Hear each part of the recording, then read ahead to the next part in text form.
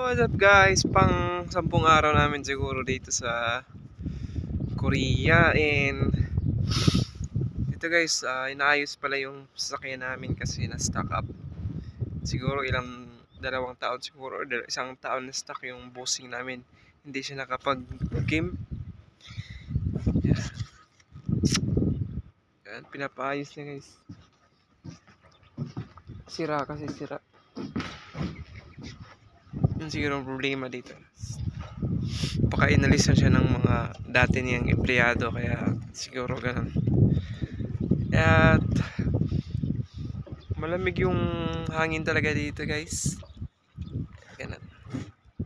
Tapos may parang bridge dito Ang ganda.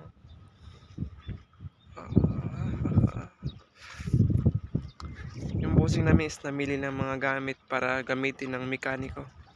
At saktong nakapag-vlog din tayo. Dalawa lang pala kami nakasama dito guys, kasi yung tatlo is naglilinis doon sa area ng bossing namin. Kaya dalawa lang kami yung sinama dito.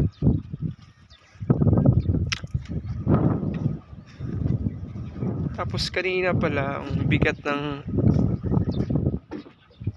binuhat namin to kanina. Grabe ang bigat. 20 kilo siguro, kundi 30.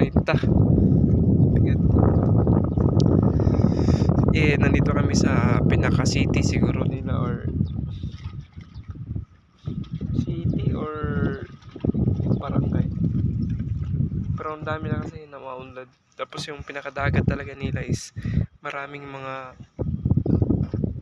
may abalon, may Toshima at iba't ibang siguro mga seaweeds products nila.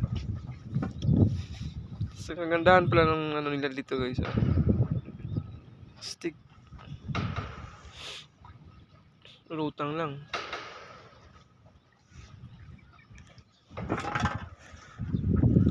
Siguro dito na siguro may kakain ngayon.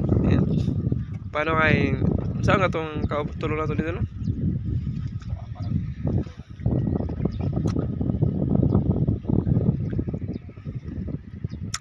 Siguro matagal kami dito guys. Baka dito na rin kami kakain, or baka wala kaming kain mamaya. So yun nga guys, salamat. Update ko kayo mamaya sa mangyayari. So let's see you.